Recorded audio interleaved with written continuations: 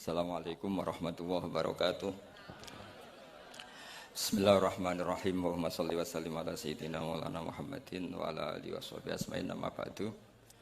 Sedanten keluarga besar Mbah Ali Maksum ingkang sangat kula hormati. Wabil khusus pernah Mbah kawula Ki Haji Atabik Ali, Mbah Nafisa, Mbah Hanifah, Mbah Ida sedanten. Karena saya ini min dzurriyyati Mbah Umar bin Arabi. Saya cucu dari Mbah Umar lewat Fatimah binti Abdul Khalik bin Umar. Jadi mbah saya kandung itu sepupu dengan Ki Hamid Pasuruan. Jadi saya ini saudara dengan keluarga besar Lasem yang saya hormati Ki Haji Najib Abdul Qadir dan aparat negara yang sangat saya hormati. Ini yang pertama saya sampaikan Sodaqah Gus Zofur karena benar-benar dobos betul memang ini. Jadi Pak Duta Besar ini perusak akidah Ahli Sunnah wal Jamaah. Karena orang-orang itu zaman ngaji Mbah Ali Maksum itu diberitahu kalau malaikat itu tidak punya bapak. Ternyata dia menamakan diri Abu Jibril. Jadi saya tidak tahu itu betapa mangkalnya malaikat Jibril nanti ketika ketemu itu kan. Itu ngawur sekali itu cara akidah karena Jibril tidak pernah punya bapak. Nah, kemungkinan kedua, beliau itu sangat alim. Kalau itu iya, ya barokahnya bapaknya, bukan barokahnya dia.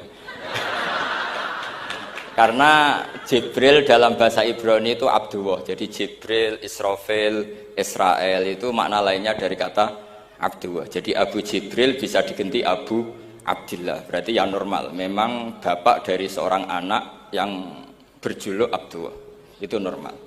Tapi saya yakin Pak Dubes tahunya ya baru tak kasih tahu ini. Jadi dulu itu gaya-gayanan supaya orang takut sehingga disebut Abu Jibril.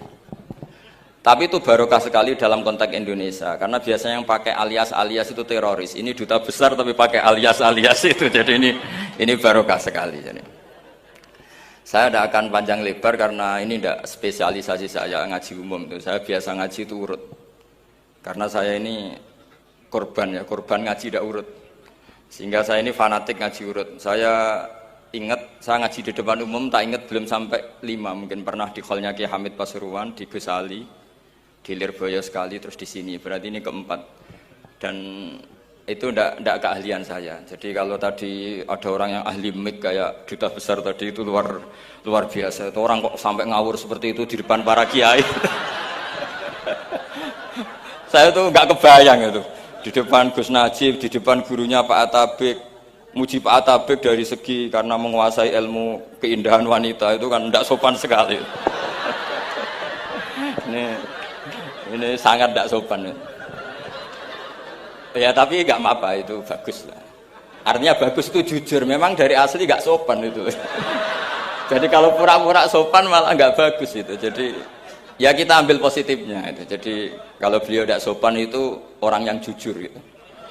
Tapi kalau beliau sopan malah aneh. Biasanya tidak sopan kok sopan itu. Teruskan dan tentu yang sangat saya hormati mertua dari Gus Zofur, Pak Jirjis. Saya ini orang paling takut Pak Jirjis karena beliau dulu pernah ingin Gus Zofur di sini sebagai pengajar tafsir. Tapi diambil lagi oleh abahnya. Sehingga saya ini orang paling nggak siap ketemu Pak Jirjis. Karena proyeksi beliau itu akhirnya ya berhasil tapi di negara lain finahiyatin ukhra yaitu sarang karena beliau inginnya sistem pengajaran tafsir besar di sini tapi akhirnya Mbah Mun menghendaki di sarang. Saya cerita sedikit tentang Mbah Ali Maksum dan Mbah Mun dan karena beliau juga teman Mbah kandung saya di Termas. Mbah saya kandung Mbah Sidik dulu ngajinya juga di Termas. Ki Hamid sepupu Mbah saya putri juga di Termas. Kata Mbah Mun tuh gini. Wong nak dia anak, jagone kok dibak wong lu repot. Dulu yang ma'ruf murid sekaligus juga putra yang alim alamah memang Mbah Ali. Ketika di Kerapyak, sehingga orang yang ingin alim ke Mbah Maksum itu ya ke Kerapyak. Akhirnya Gus Mus beberapa kiai besar termasuk Gus Dur ngajinya di Kerapyak. Kiai Makhrus juga gitu. Dulu orang ingin alim tuh ke Gedungan karena Kiai Makhrus ke Lirboyo, semua orang Cirebon kalau ingin alim ke Lirboyo karena Gus Makhrus di Lirboyo. Saya menangi Kiai Alim Sedan, itu dulu ngajinya di Jampes. di Kiai Marzuki. Ketika Kiai Marzuki jadi di Lirboyo, akhirnya ke Lirboyo. Kiai Hamid Pasuruan juga gitu, Pondok Fakhriyah dulu yang masyhur bil wilayah wal alim ya Kiai Hamid, tapi beliau di Pasuruan akhirnya yang ingin istifadah ke Pasuruan. Jadi intinya ini dengan tanda kutip pembajakan para gus-gus besar ini bahaya kan kira-kira gitu. Sehingga kiai-kiai alim itu terus kepikiran, nah anakku itu manggon nunggu piye gitu. Jadi termasuk itu ilmunya bapak saya sebetulnya. Saya ini kecelok mantu sido kiri. Kontrak pertama kata bapak, tapi ora oleh teng sido kiri nggih, kersane pondok kula mboten mati. Jadi memang itu ada ilmunya. Saya tidak tahu itu ilmu yang lazim apa enggak, saya tidak tahu.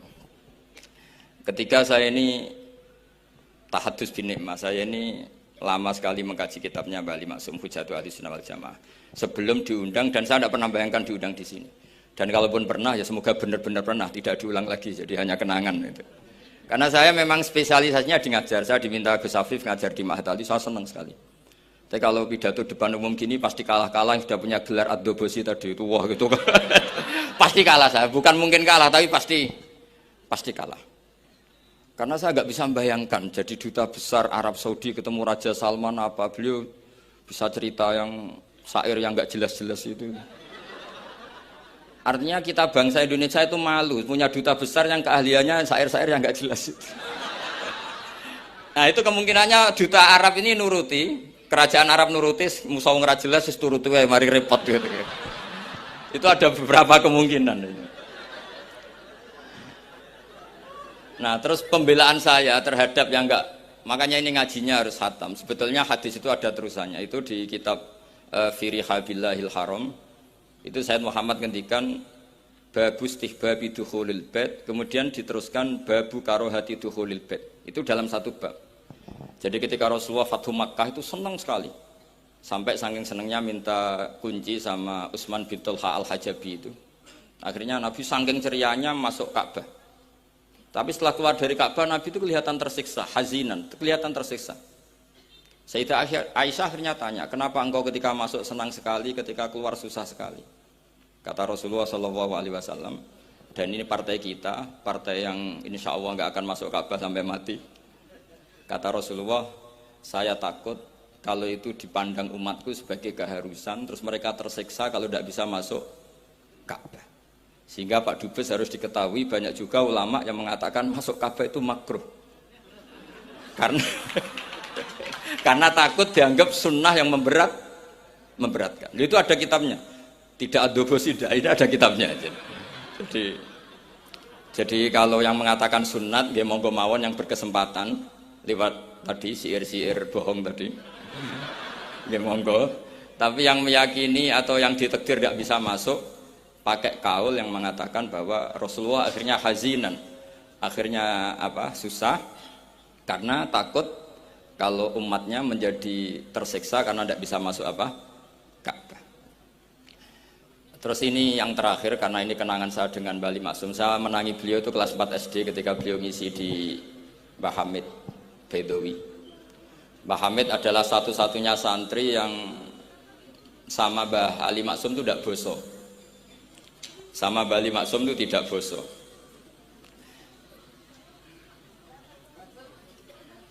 Ya mungkin Venser atau siapa yang bisa nolong.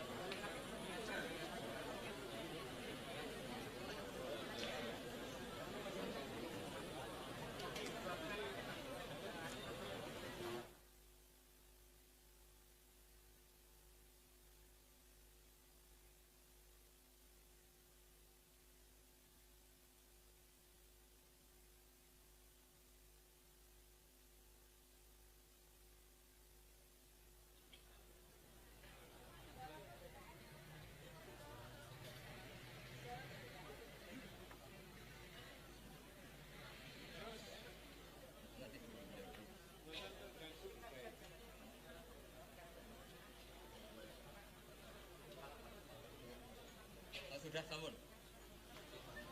Sampun.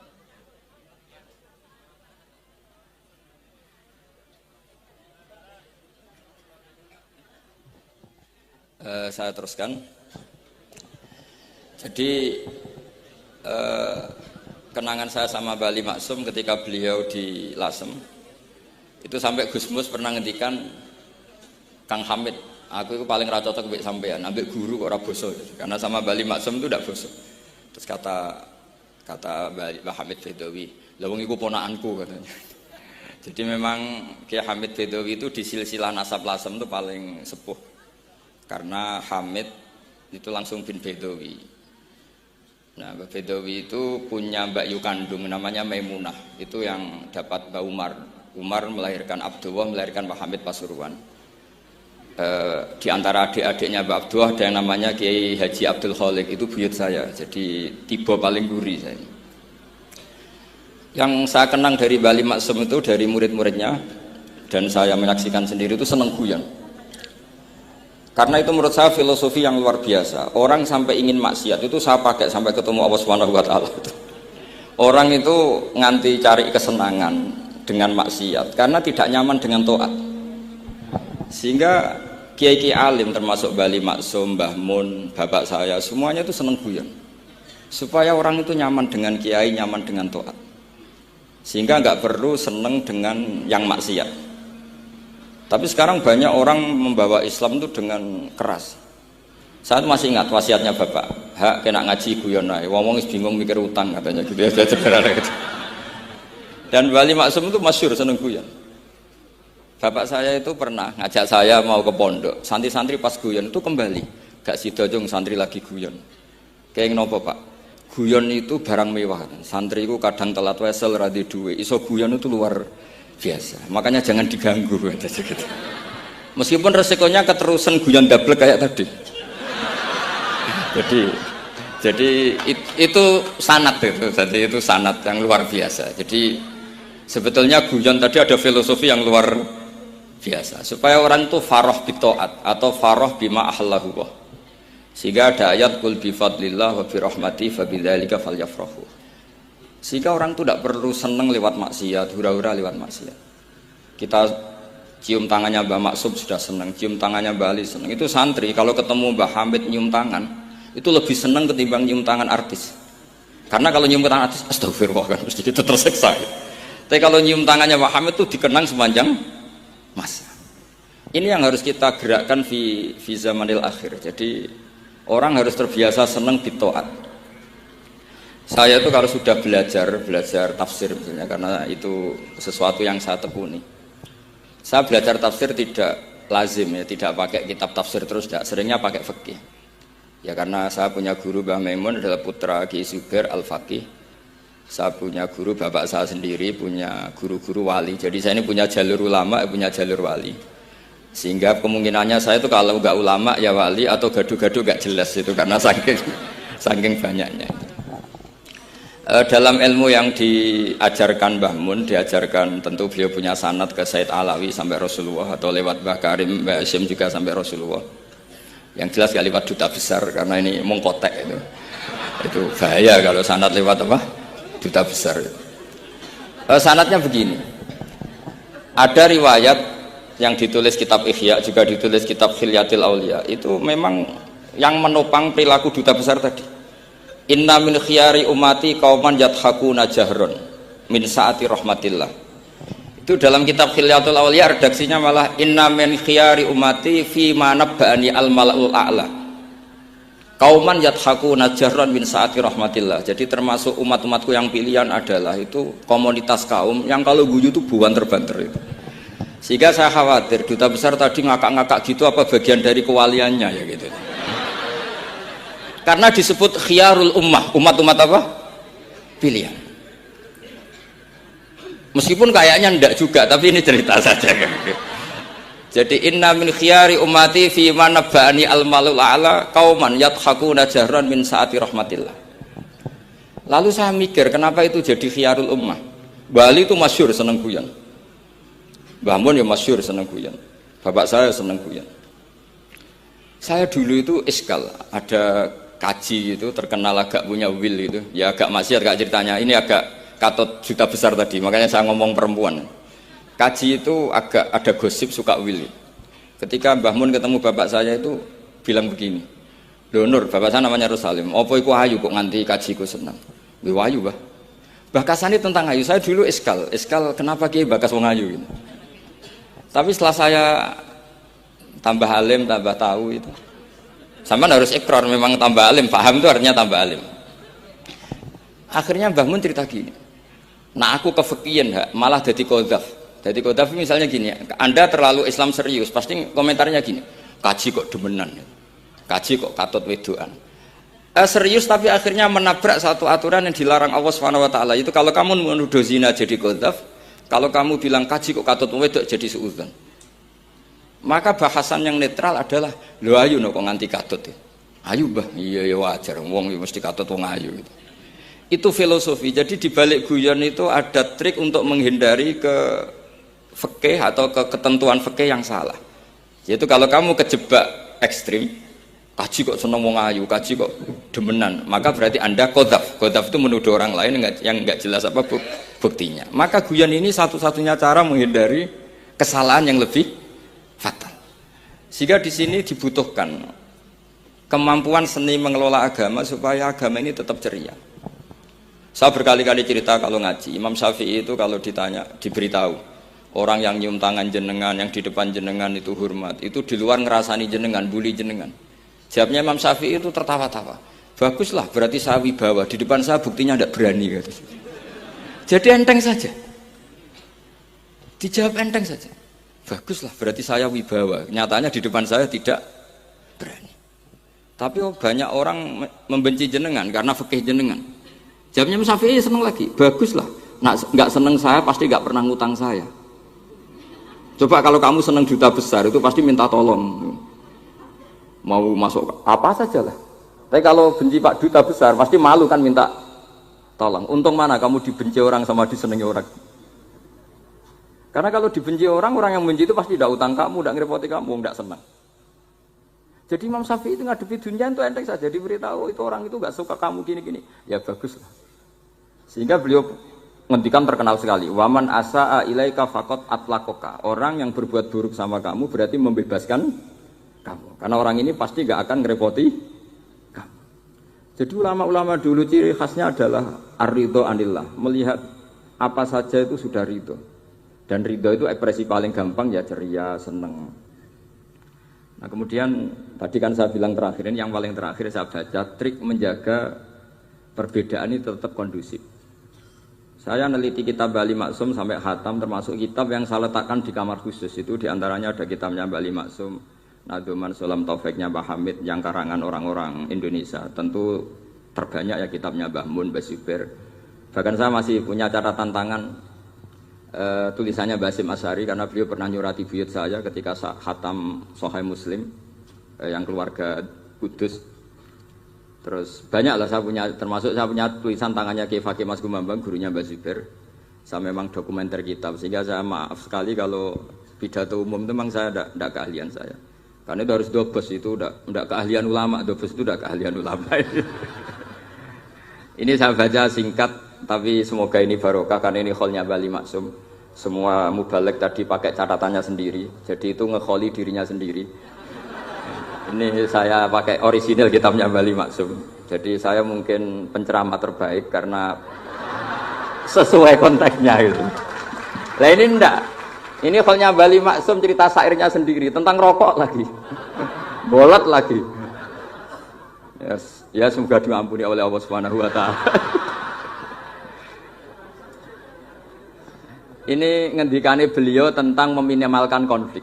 Ini saya baca di bab Al-Mithalul Awal. Jawazu hibati thawabil qiraah wa shadaqah lil mayyit wa wusuli thawabil qiraah wa a'malid birril mayyit. Kita berkeyakinan bahwa yasinan, tahlilan itu sampai ke mayit. Itu boleh kita hadiahkan dan sampai ke mayit. Kata Bali Maksum, wa wa min masailil furu' al khilafiyah. Fala yajuzu bi sya'nihi itharatul fitan wal jidal wal inkar. Alal qail wal amili bihi wala alal mukhalif. Ini dari awal masalah khilafiyah. Sehingga enggak perlu jadi konflik yang berkelanjutan, baik kita menuntut yang melakukan itu atau menuntut yang menentang itu. Karena dari awal ini masalah furu'iyah. Sing nglakoni nggih monggo, sing nentang nggih napa? Monggo. Selama ini kan kita yang melakukan memaksa orang lain menerima, yang menentang memaksa orang lain menghentikan. Ini tidak fair kata Bali. Kata beliau itu enggak fair. Wala yang bagi ayyaqa bainahuma ma la yang bagi wuquhu bainal akhwaini muslimaini.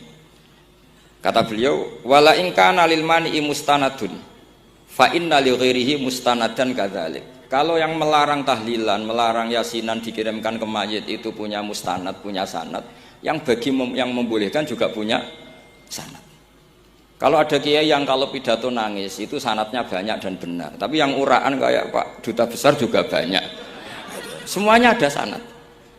Jadi kata beliau sederhana saja, kalau al-mani'un, orang yang menolak itu punya sanad, kita yang membolehkan juga punya sanad. Tapi kata beliau dengan enteng, dengan ceria, ini masalah furu'iyah. Enggak perlu jadi itsaratul fitan wal jidal wal khisam. Kata beliau enggak perlu jadi perdebatan. Makanya pesan saya sama santri-santri kerap ya, sebetulnya masalah kita ini tercerabut dari ilmu. Coba dari awal Anda katakan yang tidak kunut itu Abu Hanifah, yang kunut itu Imam Syafi'i, maka melihat orang tidak kunut itu keren karena Al-Hanafi, pengikut mazhab Hanafi. Yang kunut juga keren karena pengikut mazhab Syafi'i. Tapi kita tidak, di zaman akhir kunut dan tidak kunut ini jadi politik identitas. Sehingga yang enggak kunut itu Muhammadiyah misalnya, yang kunut itu NU. Mana ada Basim Asy'ari sebagai mujaddid atau mujtahid yang mengharuskan kunut, atau Ahmad Dahlan yang melarang apa? Kunut. Wong dua beliau sama-sama pernah ngaji Syekh Khotib Minangkabau, pernah ngaji Mbah Mahfud ketika di Mekah. Jadi cobalah ilmu itu diperkuat sehingga kita mengatakan kunut adalah sunat menurut Imam Syafi'i, tidak sunat menurut mazhab Abu Hanifah. Sehingga enak sekali karena kita berdasar ilmu. Menyangkut sawabul qiraah atau sawabu amalil khairi, apakah sampai ke mayat apa enggak? Ini kata beliau, kata Mbah Ali Maksum, beliau justru menukil Ibnu Taimiyah yang notabene sering dipakai dalil para orang-orang sana. Saya tidak tahu itu orang sana itu Pak Duta itu yang tahu itu. Itu kalau ini mirip kitab Said Muhammad. Jadi Said Muhammad itu kalau istidlal sering pakai Ibnu Taimiyah karena itu yang dipakai mereka. Tapi ternyata Ibnu Taimiyah, qala Ibnu Taimiyah innal mayyit yantafi'u bi qiraatil Qur'an kama yantafi'u bil ibadah al maliyah minas shadaqah wa nahwiha. Terus waqala Ibnu Qayyim fi Kitabir Ruh afdalu ma yuhda ilal mayyit as-shadaqah wal istighfar wa du'a lahu wal hajju anhu. Artinya gini, kita sekarang ini tidak pernah kayak Bali Maksum pakai dalil jawazu ihda lil mayyit itu berdasar Ibnu Taimiyah dan Ibnu Qayyim. Kita seakan-akan Ibnu Taimiyah itu orang yang pasti melarang itu. Sehingga kita itu terus mengatakan sing nyunatno tahlilan ku sapa? Mbah Hasyim atau Mbah Fakih atau siapalah. Meskipun riwayat ini mukhtalifah dari Mbah Hasyim. Pertanyaannya adalah terus kesannya yang membolehkan itu hanya kiai lokal itu, kiai nasional itu. Padahal zaman Bali sudah mengajarkan kita yang membolehkan ihda'u a'malil khairi ilal mayyit, yang membolehkan hadiah Yasin, Fatihah, tahlil ke mayit itu adalah orang sekaliber Ibnu Taimiyah dan Ibnu Qayyim. Sehingga dengan kita pakai ilmiah yang diterapkan Bali Maksum, kita ini merasa orang keren, orang global, orang yang keren lah. Karena guru-guru kita Bali Maksum, Mbah Hamid biasa mentahlili, Mbah Munawir semua mentahlili guru-gurunya. Di level ulama global ada Ibnu Taimiyah dan Ibnu Qayyim. Tapi karena kita tidak baca, seakan-akan tahlilan itu hanya tradisi lokal yang tidak di ACC, tidak disetujui ulama kelas internasional. Padahal di sini jelas diceritakan Ibnu Taimiyah berpendapat qiraatul Quran yang dihadiahkan ke mayit atau tahlil itu boleh. Jadi ini sangat penting supaya orang itu pakai tradisi ilmu. Saya pernah ngaji sama Mbak Mun, diberitahu kalaupun Rasulullah pernah kunut sekali, biasanya perdebatan kan oke, Rasulullah pernah kunut tapi ahyanan. Pertanyaannya adalah setiap Nabi pernah melakukan sesuatu itu akan menjadi sunatan mutaba'ah apa enggak? Tentu jawabannya iya. Nabi meskipun melakukan kunut andekan hanya sekali, tapi karena pernah dilakukan Nabi, maka kebaikan ini akan menjadi sunnatan muttaba, sunat yang harus kita ikuti terus atau boleh kita ikuti terus. Jadi nggak boleh misalnya Rasulullah itu puasa Senin Kemis juga ahyanan, tidak selalu. Rasulullah itu tofa rokiban juga ahyanan, bukan selalu. Tapi apa saja yang pernah dilakukan Nabi maka berstatus itu akan sunat ila yaumil qiyamah. Sehingga nggak bisa misalnya di hadis itu ahyanan, kemudian kamu beristidlal ini boleh dilakukan hanya ahyanan karena Nabi juga melakukan hanya ahyanan. Tidak bisa seperti itu. Sekali Nabi pernah melakukan itu dan tidak dibatalkan lewat nasah mansuh, maka kesunatan itu ila yaumil qiyamah. Sehingga Imam Syafi'i cara berpikir meskipun Nabi kunut ahyanan, kalaupun itu ahyanan tentu kunut itu akan sunat ila yaumil qiyamah. Bagi yang tidak mensunatkan nggih monggo, itu ada Abu Hanifah. Makanya kata Mbah Maksum, kata Mbah Ali Maksum di sini diberi muqaddimah, wa huwa min masailil furu' al khilafiyah fala yajuzu bi sya'nihi itharatul fitan wal jidal wal ingkar alal qail wal amili bih wala alal mukhalif. Jadi kita sendiri disarankan beliau, kamu juga enggak usah nantang debat sama mukhalif karena dari awal sudah masalah-masalah yang apa? Khilafiyah. Lalu terakhir pilihan-pilihan terus kemudian tetap memancing polemik. Saya mau cerita lucu di Ihya. Ihya yang katanya kitab sakral itu ya punya sisi lucu, sisi unik. Nabi Musa sebagai Nabi Bani Israel itu sering digugat karena orang Israel itu tukang debat. Terus Nabi Musa minta ijazah, ya Allah saya kasih ijazah seperti tadi. Beliau minta ijazah Mbah Mun tadi. Minta ijazah yang supaya orang itu tidak bisa berkata buruk sama saya. Semuanya muji saya. Jawabannya Allah itu unik. Ya Musa, hadza syai'un lam asna'hu li nafsi, fa kaifa asna'uhu bika. Aku pangerane sering disalahpahami, apa meneh kowe katanya. Jadi makanya kalau ada orang bully beda paham itu biasa saja. Kata Allah, hadza syai'un lam asna'hu li nafsi, itu sesuatu yang saya tidak melakukan untuk diri saya sendiri. Kata Allah, saya ini Tuhan, yang mengatakan saya punya anak ya banyak, yang anggap saya bakhil ya banyak, yang salah paham dengan saya banyak, padahal saya ini Tuhan. Kalau saya mau tak bungkam semua itu saja tidak saya lakukan. Apa menaiki terima Nabi. Makanya ini semoga ini saya gojlok Pak Duta Besar jadi pahala beliau. Karena diantara pahala itu disebabkan digojlok orang. Jadi kalau beliau tadi gojlok saya, sekarang tak balas kayaknya pasti menang saya karena beliau sudah tidak bisa ke panggung lagi. Yang jelas saya kagum, ya saya puji betul Gus Zofur ketika dari awal memberi gelar Ad-Dobosi tadi ternyata betul. Tapi saya pastikan itu ada sanadnya, yaitu inna min khiyari ummati fima nabba'ani al-malul a'la qauman yadhakuna jarron min saati rahmatillah. Jadi di antara umat Allah yang pilihan adalah umatku yang kalau umatnya Rasulullah tentu yang kalau terbanter-banter karena min saati rahmatillah. Saya bayangkan kalau saya di rumah Pak Dubes dikasih makan gratis, dikasih minum gratis, kemudian di rumah itu saya merengut saja, itu kan kurang syukur. Wis ora bayar kok merengut gitu. Sama kita pakai buminya Allah, pakai airnya Allah, pakai oksigennya Allah. Modal guyu ya ora gelemen merengut gitu. Itu kalau Allah tersinggung pasti Allah ngendikan falyatu probban siwa iwal yakhruj min tahti ardi wasama. Silahkan mencari Tuhan selain saya kata Allah dan keluarlah dari langit saya, dari bumi saya, daripada diusir pangeran wis ning donya ceria wae, guyu-guyu wae, sementing aja dhewean apa guyu wis ngoten mawon. Wassalamualaikum warahmatullahi wabarakatuh. Dimohon untuk sekalian memberikan